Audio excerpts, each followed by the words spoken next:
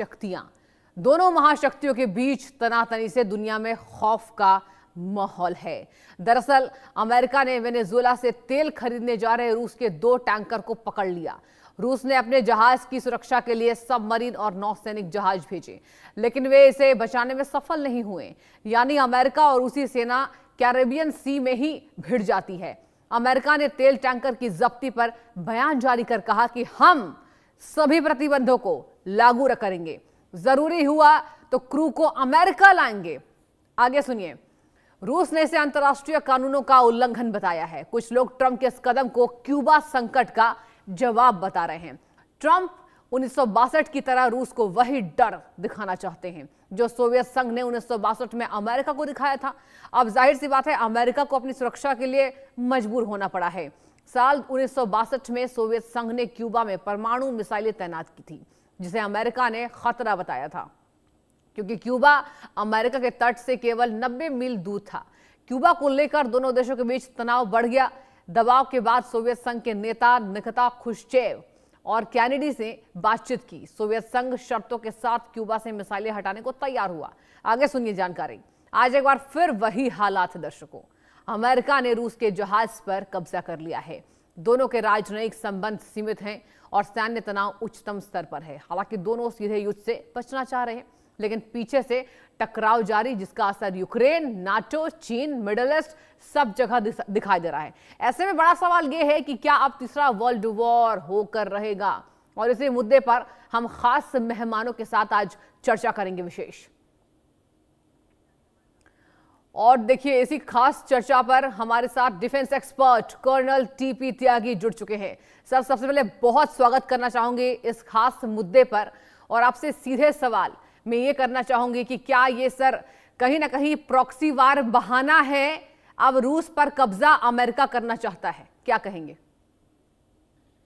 देखिए, ये है तो कन्फ्रंटेशन, और ये नॉर्मल कन्फ्रंटेशन नहीं है। मतलब ये कि जो जहाज पकड़ा है उसका पीछा ब्रिटेन लंबे समय से कर रहा था, करीब करीब 1 महीने से।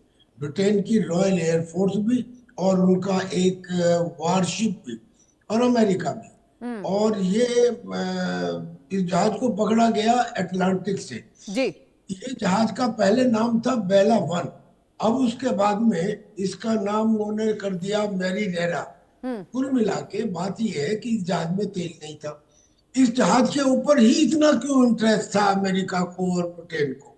कारण ये है कि वो ये सस्पेक्ट कर रहे थे कि इस जहाज के हल में वेपन्स छुपा के रखे गए हैं, और ये वेपन्स या तो ईरान के लिए है या वेनेजुला के लिए है, और ये उसी एरिया के अंदर ऑपरेट कर रहा था। अब जब उन्होंने इसको सीज किया, तो सीज करने के बाद रशिया का एकदम तुरंत जवाब आया। पहली बात तो ये कि रशिया की जो सबमरीन थी और जो रशिया के वारशिप थे, उन्होंने भी रश किया। वो इसको रोकना चाहते थे, रोक नहीं पाए डिस्टेंस की वजह से या किसी और वजह से, लेकिन रशिया के ये सबमरीन और वारशिप वहां पर तैनात थे। लेकिन रशिया ने ये कहा कि ये जो है ये इंटरनेशनल मैरीन लॉ का उल्लंघन है। उन्होंने एग्जाम्पल दिया। उन्होंने कहा इसलिए क्योंकि ये जहाज जहां से पकड़ा गया है वो किसी देश के टेरिटोरियल वाटर्स में नहीं आता, वो किसी देश के EEZ यानी कि एक्सक्लूसिव इकोनॉमिक जोन में नहीं आता। ये इंटरनेशनल वाटर्स है, वहां से इसका पकड़ना एक इंटरनेशनल मैरीन लॉ के खिलाफ है। तो रशिया ने इसका कड़ा विरोध किया है। अब स्थिति यह है कि रशिया और अमेरिका का कन्फ्रंटेशन तो उसी रोज से चल रहा है जिस रोज से उसने फरवरी 2022 में अटैक किया था, स्पेशल मिलिट्री ऑपरेशन चलाए थे यूक्रेन में।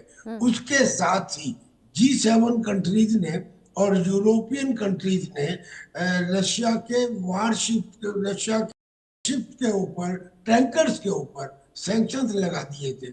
जब रशिया के टैंकर्स पे सैंक्शन लगा दिए गए तो फिर रशिया ने वो जो पुराने टाइम सोवियत यूनियन के पुराने जहाज थे, टैंकर्स थे, जो पुराने टैंकर्स थे उनकी उम्र एवरेज होती है करीब 18 साल।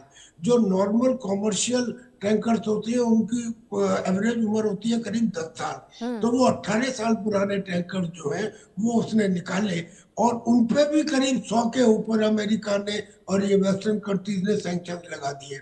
लेकिन आज की तारीख में करीब 500 अप्रोक्सीमेटली वो ऑपरेट कर रहे हैं, जी। जिसके थ्रू रशिया अपने ऑयल को, न केवल रशिया बल्कि रशिया, वेनेजुला और ईरान अपने ऑयल को एशियन कंट्रीज में, उसमें इंडिया और चाइना भी शामिल है, उनको पहुंचाते हैं। अब चूंकि इसको अमेरिका ने पकड़ा है, ब्रिटेन की मदद से पकड़ा है, लिहाजा अब ये एक पॉइंट ऑफ कन्फ्रंटेशन हो गया है डायरेक्टली विद अमेरिका। अभी तक कन्फ्रंटेशन इनडायरेक्ट तो चल रहे हैं, लेकिन क्यूबा जैसा, आपने बिल्कुल सही बताया, 1962 में जो वो क्यूबा वाली सिचुएशन थी कि रशिया ने अपनी मिसाइल क्यूबा में अमेरिका की तरफ तैनात कर दी थी, जी। और बिल्कुल ऐसा लगा था कि दुनिया will come on the brink. लेकिन वो बाद में आपस में निक्सन उनके साथ बात करके दोनों प्रेसिडेंट ने उसको सॉल्व कर लिया। लेकिन इस वक्त ये वाकई एक बहुत ही फ्रेजाइल पॉइंट है जिसके ऊपर दो सुपर पावर टकरा सकती हैं। अच्छा, दो सुपर पावर टकरा सकती हैं ये तो एक बात है, लेकिन आज की तारीख में पूरी दुनिया के अंदर जो स्थिति बनी हुई है वो 1962 में नहीं थी। ये तो केवल रशिया और अमेरिका में है। क्यों साहब, क्या अमेरिका और चाइना में नहीं है? क्या चाइना, जापान और साउथ कोरिया में नहीं है? क्या ये अफगानिस्तान और पाकिस्तान में नहीं है? क्या ये सूडान में नहीं है? यानी कि दुनिया के डिफरेंट कॉन्टिनेंट्स में डिफरेंट सुपर पावर एक दूसरे के साथ युद्ध में अटके हुए हैं। यानी chances of going for a third war are far more than they were in 1962। क्योंकि आज की तारीख में डिफरेंट कॉन्टिनेंट्स में एक बहुत सारे देश आपस में लड़ रहे हैं। इसी को तो वर्ल्ड वार कहते हैं, और वर्ल्ड वार का कोई मुहूर्त थोड़ी निकलता है।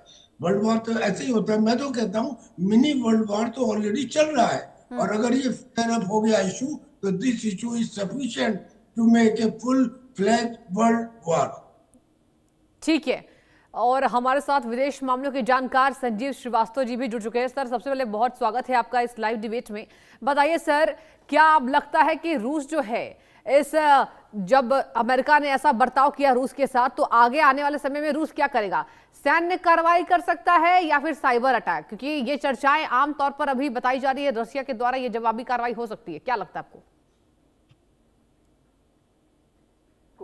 त्यागी सर को और सभी हमारे दर्शकों को गुड मॉर्निंग, सुप्रभात। यद्यपि कि आज का समय जो है बहुत ही अनिश्चित होता जा रहा है, और ये जो घटनाएं हो रही हैं ये बिल्कुल अंतर्राष्ट्रीय समुदाय के लिए बड़ी चिंता का विषय है। बिल्कुल। और जैसा कि आप दिखा रहे हैं 1962 का क्यूबन मिसाइल क्राइसिस का जो दौर, जाहिर है कि वर्तमान समय में भी अगर विश्व की जो महाशक्तियां अगर इसी तरीके का व्यवहार करती रही और एक दूसरे को टारगेट करने का जो कार्य अगर उन्होंने इसी तरीके से किया, तो फिर जाहिर है कि ये किसी तीसरे विश्व युद्ध की संभावनाओं को हम इनकार नहीं कर सकते ऐसी स्थितियों में। लेकिन मेरा ऐसा मानना है कि जो 1945 में जब दूसरा विश्व युद्ध समाप्त हुआ था, और अभी जब हम 2025 में